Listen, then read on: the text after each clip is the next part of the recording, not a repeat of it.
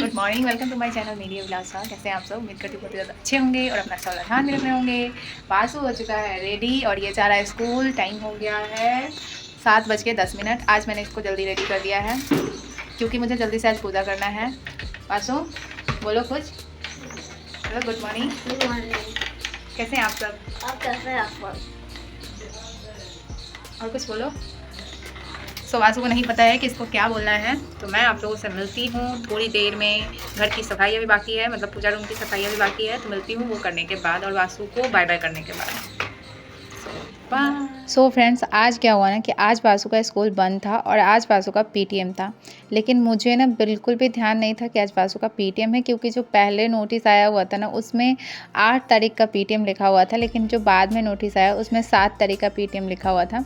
तो मुझे ना 8 ही ध्यान में था और मुझे लगा कि 7 तक वासु को स्कूल जाना है, तो मैंने इसको सुबह सुबह इतनी मेहनत से रेडी किया, इसको भेजा स्कूल। और वहाँ पर स्कूल बंद था क्योंकि पीटीएम था। तो फिर वासु वापस आ गया और वासु के वापस आने के बाद जब मैंने फिर से नोटिस खोल के देखा तो जो दोबारा नोटिस आया हुआ था उसमें 7 को ही पीटीएम था और स्कूल बंद था। सो फ्रेंड्स, मुझे ना खुद पे इतना ज़्यादा गुस्सा आया कि मैं क्या ही बताऊं। और ऐसे में मुझे हस्बैंड से भी डांट पड़ गया कि आप ठीक से देखे नहीं, आपका नंबर दिया हुआ है तो आपको ठीक से नोटिस पढ़ना चाहिए।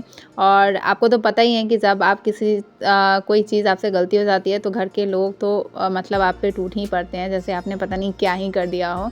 सो आज मुझे बहुत ही ज़्यादा सुबह सुबह डांट पड़ गई, लेकिन अब क्या ही कर सकते हैं, जो होना था वो तो हो ही गया। क्योंकि हस्बैंड को भी ना काम था, उन्हें थोड़ा सा जल्दी जाना था, लेकिन सारा शेड्यूल ना ऐसे में गड़बड़ हो गया क्योंकि पूजा करना था और पूजा करने के बाद ही हम पीटीएम के लिए जाते। तो सबसे पहले मैंने घर की सफाई करी और सफाई करने के बाद नहा के मैं सीधे पूजा करने के लिए बैठ गई और जल्दी से पूजा करके फिर पीटीएम करके हस्बैंड को जल्दी से निकलना था क्योंकि उनका कोई काम था जो कि लेट हो रहा था और इसीलिए वो इतना ज़्यादा गुस्सा भी होने लगे। तो इस तरह की चीज़ें ना कभी कभी हो जाती है फैमिली में, क्या ही कर सकते हैं। और आज है नवरात्रि का डे 5, जिसमें आज पूजा है माँ स्कंद माता का। सो मैंने यहाँ पे पूजा की सारी तैयारी लगभग कर ली है और अब मुझे बस पाठ ही करना है। तो पाठ से पहले, जैसा कि मैं अभी रामायण का भी पाठ करती हूँ, तो रामायण का पाठ करने के बाद मैं दुर्गा सप्तशती का पाठ करती हूँ। कल वाले ब्लॉग पे ना किसी ने कमेंट किया था कि अगरबत्ती को ना सीधे डायरेक्ट मतलब दीप में नहीं जलाते हैं।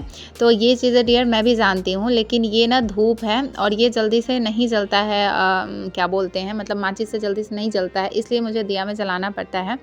सो इसलिए मैं जला लेती हूँ क्योंकि ये अगरबत्ती नहीं है, ये धूप है। और यहाँ पे मेरा पूजा जो है कंप्लीट हो गया है। तो खाना बनाने का ना बिल्कुल भी टाइम नहीं था मेरे पास, तो मेरे हस्बैंड ने बोला कि वो दही चूड़ा खा लेंगे। दही भी बहुत ही कम था, लेकिन फिर भी वो वही खा के उसके साथ निकल गए। और ये चीज़ मुझे मेरे हस्बैंड की अच्छी लगती है कि चलो उनको खाने का वो नहीं, मेरे ऊपर बहुत ज़्यादा प्रेशर नहीं डालते हैं। अगर घर में जो चीज़ उपलब्ध होता है ना वही वो खा के निकल जाते हैं। और उनके निकलने के बाद मैं यहाँ पे रोटी और भुजिया बना ले रही थी क्योंकि अंश स्कूल गया हुआ है और मैं अभी वासु के स्कूल में जाऊँगी और आते आते कहीं लेट हो जाएगा। तो आने के बाद मुझे खाना बनाना पड़ेगा और कल की तरह मैं थकी रहूँगी ना तो फिर मेरा बिल्कुल मन नहीं करेगा खाना बनाने का। इसलिए मैंने सोचा कि अंश के लिए और खुद के लिए कम से कम खाना बना लेते हैं तभी जाएंगे। और हस्बैंड को जो काम था वो काम करने के लिए निकल गए थे और तब तक मैं रेडी भी हो चुकी हूँ ताकि खाना बना के सीधे वासु के पीटीएम के लिए निकल जाऊँ। और फ्रेंड्स, ये ना हर साल का है कि जो बच्चों का हाफ ईयरली एग्ज़ाम होता है ना उसके बाद का पीटीएम जो है वो हमेशा दुर्गा पूजा में ही पड़ जाता है, मतलब नवरात्रि के 9 दिन में ही पड़ जाता है और पीटीएम होके स्कूल जो है वो बंद हो जाता है। और पीटीएम में जाना इंपॉर्टेंट होता है ताकि आप चाहते हैं पीटीएम में तो आपको पता चलता है कि आपके बच्चे का कितना इम्प्रूवमेंट है या वो कितना ऑब्जर्व कर रहे हैं स्कूल में, कितनी बातें सुन रहे हैं, कितना ज़्यादा बदमाशी कर रहे हैं, ये सारी चीज़ें पता चलता है। तो पीटीएम में जाना बहुत ज़रूरी रहता है। सो अब यहाँ पे मेरा सारा काम खत्म हो गया है। मैंने भी 2 रोटी खा ली है क्योंकि बिना खाए जो मैं कल गई थी ना अंश के स्कूल तो मेरी हालत एकदम ख़राब हो गई थी। तो आज मैंने सोच लिया था कि बिना खाए तो नहीं जाऊंगी क्योंकि बहुत ज़्यादा थकान हो जाती है और इतना धूप झेल के आने के बाद ना बिल्कुल ही होश नहीं रहता है अगर आप बिना खाए जाते हैं तो। सो यहाँ पे अब हम लोग निकल चुके हैं और वासु को आप देख सकते हैं बहुत ज़्यादा एक्साइटेड है हम लोग के साथ स्कूल जाने के लिए।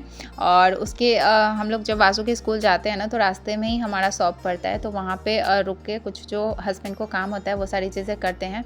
और वासु यहाँ पे कंप्यूटर जो है वो अपना इसको बहुत अच्छे से ऑपरेट करने आ चुका है कंप्यूटर, जो कि ये बहुत सारी चीज़ें इसमें कर लेता है। आपको पता है फ्रेंड्स, शादी से पहले ना मैंने कभी सामने से कंप्यूटर जो है वो नहीं देखा हुआ था। शादी के बाद मैंने कंप्यूटर क्लास ज्वाइन किया, वहाँ पे DCA का मैंने कोर्स किया शादी के बाद। तब मैंने कंप्यूटर को चलाना जाना या पता चला मुझे कि माउस जो है वो कैसे काम करता है। इससे पहले ना मुझे समझ नहीं आता था कि माउस कैसे काम करता है। जानती तो थी कि हाँ कंप्यूटर में क्या क्या चीज़ होते हैं, लेकिन ये मुझे नहीं पता था कि कैसे वो ऑपरेट होता है। लेकिन आज के बच्चे को देखिए, घर में कंप्यूटर है तो उन्हें खुद ऑपरेट करना आ गया, खुद चलाना आ गया, उनको सीखने की ज़रूरत नहीं पड़ी। यहाँ पे जगह जगह पे पंडाल जो है वो बन चुका है, और ये है अखाड़ा घाट का पंडाल, जिसको मुझे ऐसा लग रहा था कि ये केदारनाथ के मंदिर के जैसा इसको लुक दिया जा रहा है, और ये बहुत सुंदर लग रहा था। और मुजफ्फरपुर में मुझे लगता है कि अखाड़ा घाट में जब भी पंडाल बनता है ना तो वो बेस्ट पंडाल होता है। उसके बाद मैं यहाँ पे अखाड़ा घाट का जो ये पुल है, यहाँ पे मैं फ़र्स्ट टाइम, मतलब पानी जब से छोड़ा गया उस टाइम से फ़र्स्ट टाइम मैं पार कर रही थी, तो मैंने देखा पूरा पानी से ना पूरा जलमग्न हो चुका है, हर चीज़ बहुत ज़्यादा पानी था। और उसके बाद हम पहुँच चुके हैं यहाँ पे वासुका स्कूल।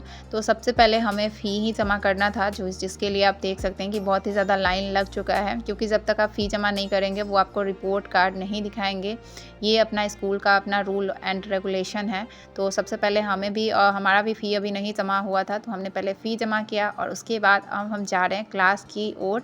तो आप वासु को देख सकते हैं कि एकदम आगे आगे जा रहा है, और ये है वासु का क्लासरूम, जहाँ पे ये बहुत ज़्यादा बदमाशी करता है। और इसका कॉपी हमें मिला चेक करने के लिए। तो बहुत सारी गलतियाँ इसने कर रखी थी इसमें, बहुत सारी चीज़ें, जैसे यहाँ पे स्लीपिंग लाइन और स्लैंटिंग लाइन था, तो इसने ना दोनों को एक्सचेंज कर दिया था। जहाँ पे स्लीपिंग लाइन बनाना था वहाँ पे स्लैंटिंग लाइन बना दिया, और जहाँ पे स्लैंटिंग लाइन बनाना था वहाँ पे इसने स्लीपिंग लाइन बना दिया। तो मैथ्स में ना इसने बस इतनी सी ही गलती की थी, बाकी हिंदी में इसने बहुत ज़्यादा गलत किया था। और वासु की हिंदी में हाथ जो है वो एकदम टाइट है। हिंदी इसको बहुत ज़्यादा मैं पढ़ाती हूँ या टीचर भी पढ़ाते हैं, लेकिन थोड़ा सा इसको हिंदी समझने में है प्रॉब्लम। तो फाइनली हमने रिपोर्ट कार्ड जो है वो देख लिया है। रिपोर्ट कार्ड मिलता नहीं है क्योंकि वो तो फाइनल एग्ज़ाम के बाद मिलेगा, बस दिखा देते हैं। तो मैंने उसका फ़ोटो ले लिया, और अब हम निकल चुके हैं। और ठीक ठाक ओवरऑल वासु के भी अच्छे नंबर थे, बस इसने ना हिंदी में थोड़ा सा ज़्यादा गलत कर दिया था। जो शब्द बनाना था, कुछ वर्ण लिखे हुए थे और उसी वर्ण से शब्द बनाना था। तो वासु ने क्या किया था कि जैसे क के बाद कोई और वर्ण था, तो वासु ने क से कमल और ख से खत, ग से गमला ऐसे करके लिख दिए हुए था। मतलब इसने एक सीक्वेंस में लिख दिया था। इसको ये समझ में नहीं आया कि नहीं, यहाँ पे क के बाद अगर कोई और वर्ण है तो उसी वर्ण से शब्द लिखना है, और पता नहीं टीचर ने बताया था या नहीं बताया था। सो कोई बात नहीं, ये वासु के लाइफ का फर्स्ट पेपर था। इससे पहले ओरल ही एग्ज़ाम हुए थे, ये पहली बार है कि जो इसने पेपर पे एग्ज़ाम दिया है। तो मेरे हिसाब से इसने बेस्ट किया था। और आप कभी भी अपने बच्चों से ना ये उम्मीद नहीं रखिए कि वो 100% सही करके आएंगे, 100 में से 100 नंबर लेकर आएंगे। ऐसा बिल्कुल भी आप अपने बच्चे से ये एक्सपेक्ट नहीं कीजिए, क्योंकि हम भी अपने 100 में से 100 मार्क्स अगर नहीं ला सकते हैं तो हमें अपने बच्चों से इतनी एक्सपेक्टेशन नहीं रखनी चाहिए। वो जितना पढ़ रहे हैं वो अपने हिसाब से सही पढ़ रहे हैं, सही कर रहे हैं। और यही चीज़ कल मैंने अपने हस्बैंड को भी बोली थी, क्योंकि अंश के थोड़े से कम मार्क्स कहीं कहीं बन रहे थे, तो हस्बैंड थोड़े ज़्यादा चिंतित हो रहे थे।